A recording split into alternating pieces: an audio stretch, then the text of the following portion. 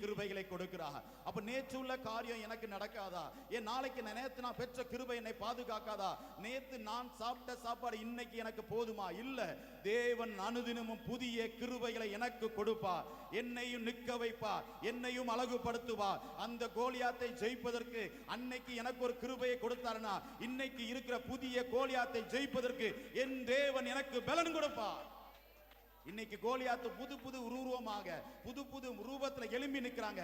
உங்களுக்கு விரோதமாக, உங்க வேலைக்கு விரோதமாக, உங்கள் சரீரத்துக்கு விரோதமாக, உங்க பிள்ளைங்களுக்கு விரோதமாக எழும்பி நிற்கிற கோலியாத்தை முறியடிக்க வேண்டுமே ஆனால் புதிய கிருபையை கேளுங்க. வாயை திறந்து கேளுங்கப்பா, எனக்குள்ள புதிய கிருபை வேணும் தகப்பனே. அனுதினமும் அதிகாலை வேலையில நான் ஜெபிக்கும் போது எனக்கு புதிய கிருபையை தருகிற தேவன் அவர். எத்தனை பேர் ஜெபிச்சிருக்கீங்க காலையில எழும்பி, அப்பா நான் உண்மை ஆராதிக்க போறேன் தகப்பனே, நீர் என்னோடு பேசுகிற தேவனப்பா, என்னோடு உறவாடுகிற தேவன் நீங்க தான் தகப்பனே. நான் காற்றையும் பார்க்கலப்பா, நான் மழையும் பார்க்கல தகப்பனே, ஆனா நான் உண்மை நம்பி போறேன்ப்பா.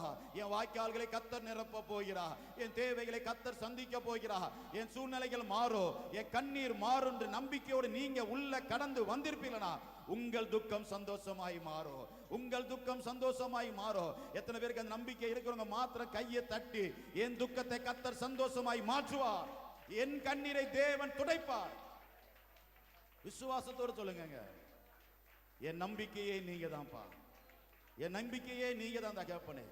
உள்ளத்தின் ஆழத்திலிருந்து ஹல்லேலூயா துதி உமக்கே, ஹல்லேலூயா துதி உமக்கே, ஹல்லேலூயா துதி உமக்கே, ஹல்லேலூயா துதி உமக்கே.